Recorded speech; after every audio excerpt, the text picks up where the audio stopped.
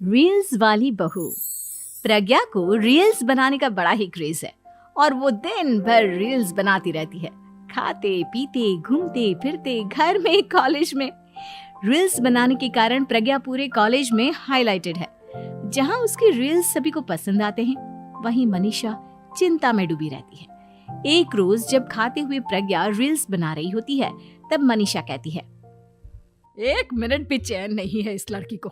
ये नहीं कि खाना तो आराम से खा ले, लेकिन नहीं, अरे थोड़ी देर रील्स नहीं बनाओगी तो आसमान नहीं टूट पड़ेगा। अरे मम्मी, इसी को तो कहते हैं डिटर्मिनेशन। तुम नहीं समझोगी ये सब। भगवान, इस लड़की को सद्बुद्धि दे। जब देखो तब टेढ़ा बाका मुंह बनाती रहती है। मनीषा की बात का प्रज्ञा पर जरा भी असर नहीं होता और वो खाते खाते रील्स बनाती रहती है। दिन बीतने लगते हैं और देखते देखते प्रज्ञा का कॉलेज भी खत्म हो जाता है। आए दिन कोई ना कोई मनीषा को प्रज्ञा की शादी करवाने का सुझाव दे जाता है। सब ठीक ही कहते हैं, प्रज्ञा की शादी कर देनी चाहिए। अपने घर के काम काज में व्यस्त हो जाएगी तो खुद ही ये रील्स और नाच गाना बंद हो जाएगा। मनीषा और प्रेम प्रज्ञा के लिए एक अच्छा लड़का ढूंढने लगते हैं और तभी विकी का रिश्ता प्रज्ञा के लिए आता है, जिसने प्रज्ञा को उसकी रील्स देखकर पसंद कर लिया था। अगले दिन विकी अपने माता पिता के साथ प्रज्ञा के घर पहुंच जाता है और प्रज्ञा साड़ी पहने हाथों में चाय की ट्रे लिए उनके सामने आती है। जब विकी को पसंद है तो हमें भी बहू पसंद है। बहन जी, आप बारात की तैयारी कीजिए।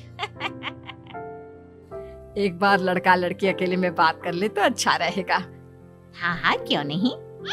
मनीषा विकी को प्रज्ञा के कमरे में भेजती है, जहां प्रज्ञा पहले से ही रील्स बना रही होती है।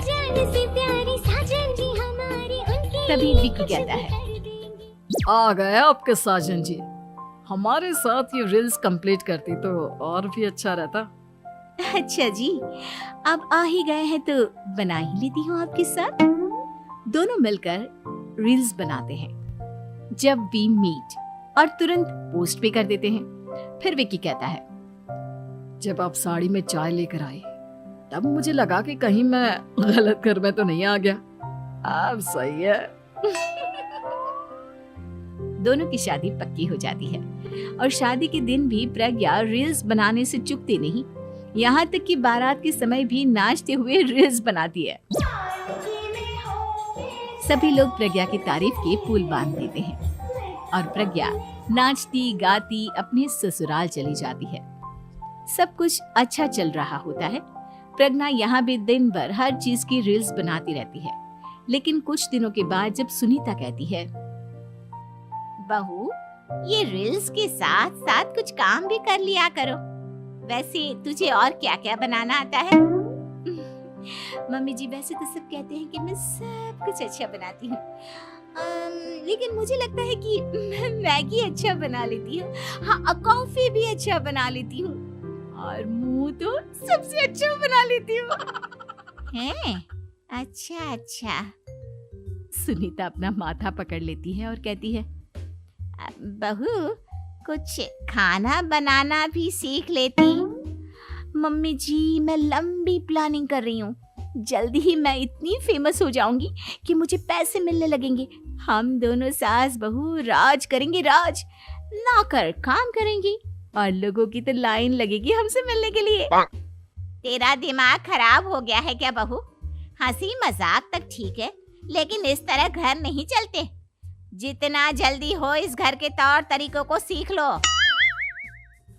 प्रज्ञा मुंह घुमाकर चली जाती है और तुरंत उसी वक्त एक रील बनाती है।